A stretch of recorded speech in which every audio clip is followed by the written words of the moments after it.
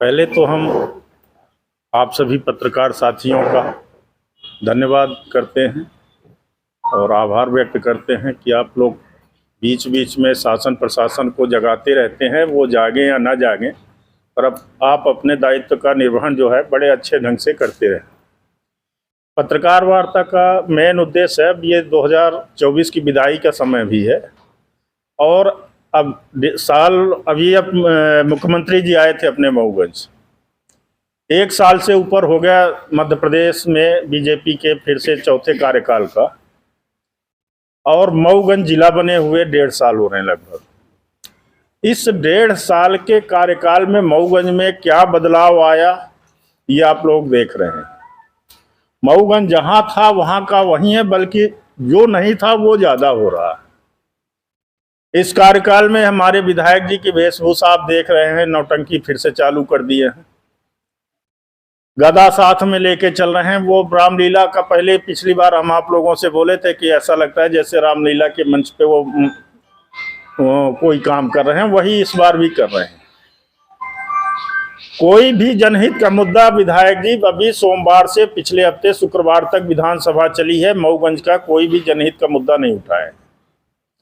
मऊगंज में कन्याओं के लिए महाविद्यालय का नितांत अभाव है, आज बरसों से चला आ रहा है। मुख्यमंत्री जी आए थे तो महाविद्यालय की कन्याओं के लिए एक सुरक्षित स्थान हो पढ़ने के लिए, जहां वो उनके अभिभावक भी ये संतुष्ट होकर घर से भेजेंगे मेरी बेटी कॉलेज जा रही है, अपने बच्चों सहपाठियों के साथ पढ़ेगी, शिक्षा का अध्ययन करेगी, वहां से सुरक्षित आ जाएगी।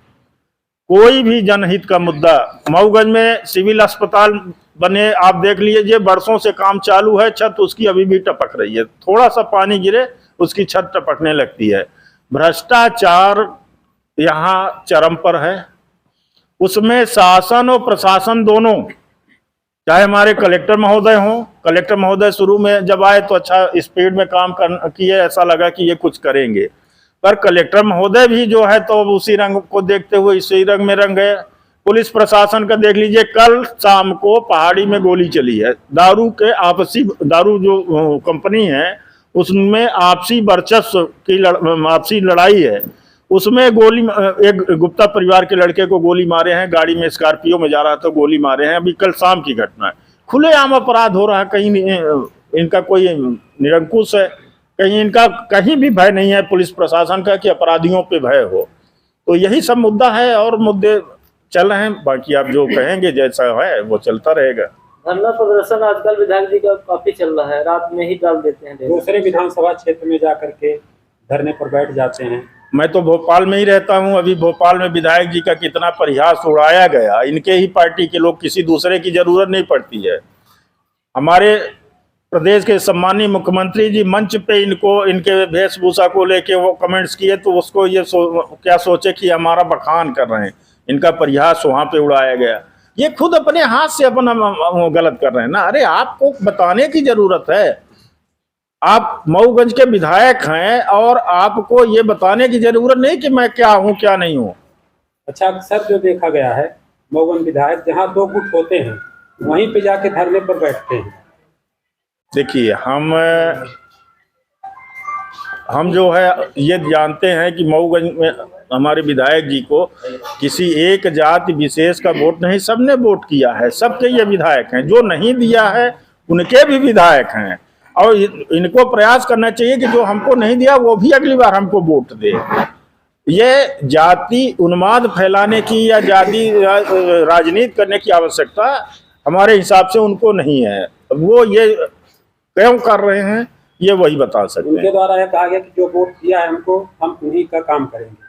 किसका काम किए हैं? एक अच्छा, 10 परिवार, विधायक जी को 1.5 साल हो रहा मऊगंज का प्रतिनिधित्व करते हुए, एक परिवार आप बता दो कि जिसका ये किए हो। क्या मऊगंज में अभी विधानसभा हुई, मऊगंज का एक भी सवाल इन्होंने उठाया? वहां का उठाते हैं, सतना का जाके विधानसभा में क्वेश्चन करते हैं, सवाल करते हैं अंधेरी डैम का, और मऊगंज की इतनी ज्वलन समस्याएं हैं, इतना, अब तो जिला बन गया ना, जिले के हिसाब से इनको डिमांड करनी चाहिए ना। अब तो आप ये बताओ, चाहे मऊगंज हो, चाहे हम मऊगंज जिले की बात करें, देवतलाव, अभी हम देवतलाव में एक कार्यक्रम करना चाहते थे, पारिवारिक हमारे कुछ ऐसा कमी पड़ गई, जिससे हम पोस्टपोन किया। हम जब स्थल निरीक्षण करने गए, हमारे यहाँ देव तालाब मंदिर की मान्यता भैया दूर दूर तक है, और वहां पे एक इन निकम्मों ने सुलभ कॉम्प्लेक्स नहीं बनवा पाया कि जिससे कि हमारे यहाँ की बहन बेटियां जो दर्शनार्थ जाती हैं तो इज्जत और उससे बड़मनसी अपने यहाँ की भाषा में कि कम से कम वहां सुलभ कॉम्प्लेक्स में जाके फ्रेश हो सके। एक सुलभ कॉम्प्लेक्स नहीं है, इनका दिमाग ही नहीं है। ये इनको चाहिए कि हम कहाँ पैसा खाने को मिलेगा, बस उस पर ध्यान है। तो इनकी नाकामी पर अभी तैयार हो रहा। देखिए, हम आपको बता दें, हमारी पार्टी अभी मऊगंज में नहीं है। अभी मुश्किल से 1 साल भी नहीं हुआ, 1.5 साल हुआ इसका यहाँ पे सही ढंग से जन्म हुए। अब उसको फैलने में और थोड़ा समय आप दीजिए, इसके बाद आप देखेंगे आप लोगों का ऐसे सहयोग रहा तो निश्चित तौर से ये अपनी एक अलग पहचान बनाएगी, जो है ये मऊगंज में भी अलग पहचान बनाएगी और इनसे हट के काम करके दिखाएगी। ये सिर्फ विकास की, और हमारे यहाँ सबसे पहला फोकस है, इनको मैं प्रेरित करता रहूंगा, इनको याद दिलाता रहूंगा कि शिक्षा, स्वास्थ्य पे, बिजली पे, किसानों पे, आवारा मवेशियों पे आप इस पे ध्यान दीजिए। आप इस जाति उसमें मंदिर मस्जिद से हमारा विकास नहीं होगा। मैं भी ब्राह्मण हूँ, मैं भी चाहता हूँ मंदिर बने, भव्य मंदिर बने, सब लोगों की आस्था है, सबका है, पर आप विवादित स्थानों पे जाके हर मस्जिद को खोद के मंदिर न ढूंढो भैया। क्या इसकी जरूरत नहीं कि आप शासन प्रशासन मुद्दों को ले जाकर रखें? नहीं तो रखेंगे। अभी आज शुरुआत है, और मैं पिछली बार भी आप लोगों के माध्यम से लोगों तक अपनी बात पहुंचाया था। इस बीच में हमारी थोड़ा स्वास्थ्य ज्यादा ही खराब हुआ, अभी आया हूं। अब मैं आप लोगों के सहयोग से जनता के बीच में बराबर बना रहूंगा, और शासन प्रशासन को जो भी नाकामी है, अगर हमारे किसान भाइयों की और कर्मचारी भाइयों की जो भी समस्या है, मैं शासन प्रशासन को अवगत कराता रहूंगा। कहा जा रहा है कि विधायक की जो है अधिकारी सुन नहीं रहे थे, इसलिए विधायक ने गदा उठाया है, इस पर क्या कहेंगे? भैया, एक रामायण में हम चौपाई पढ़े थे, मुनि न हो यह निश्चर घोरा, सुन प्रिय कपिल सत्य यह मोरा। भैया, ये विधायक अपने आप को दिखा क्यों रहे हो, तुम बता क्यों रहे हो? अरे मैं ब्राह्मण हूँ तो क्या ये जनेऊ पहना हो तो ये अंदर ही अच्छी लगती है ना? ये देखिए, मैं दिखाता हूँ, इतनी मोटी जनेऊ पहना, ये देखो आप, ये अंदर अच्छी लगती है। अब ये मैं कोट के ऊपर यदि पहन के चलूँ तो मुझे लोग पागल कहेंगे। ये पागल है, मानसिक रूप से विक्षिप्त हो चुके हैं, ये नौटंकी कर रहे हैं। ये विधायक जी जिस तरह से कपड़ों के ऊपर माला पहन लेंगे, अरे यार क्या दिखाते हो? अभी तुम्हारा 6 साल पहले का कृत्य उजागर करने लग जाए तो तुम टिकोगे नहीं। क्यों ऐसी हरकत कर रहे हो कि हंसी का पात्र बन रहे हो? मऊगंज को बदनाम कर रहे हो, मऊगंज का प्रतिनिधित्व कर रहे हो, यानी एक एक लोगों को बदनाम कर रहे हो। आप हंसी का पात्र बना दिए मऊगंज की जनता को। ये विकास का कौन सा काम कर लिया? भ्रष्टाचार के अलावा मऊगंज के डिवाइडर को देख लो, आप सड़क को देख लो। आज साल भर से मऊगंज उनका जो है तो रोड चौड़ीकरण का काम चल रहा है, अभी तक पूरा नहीं हुआ है। बाजार के अंदर की बात मैं कर रहा हूँ। रोज लेके जैसे भी खड़े हो जाएंगे व्यापारी भाइयों के दुकान के सामने कि अब खरोच मरवाता हूँ, नहीं हटाओ, अब अरे जो करना है इकट्ठा करो और काम आगे तो बढ़ाओ। कोई नहीं रोक रहा है, सब अपने हाथ से अपनी दुकानें हटाए, पक्के पक्के मकान गिरा दिए हैं। पर आप तो करो, आपकी जो क्षमता है उसके हिसाब से काम करो।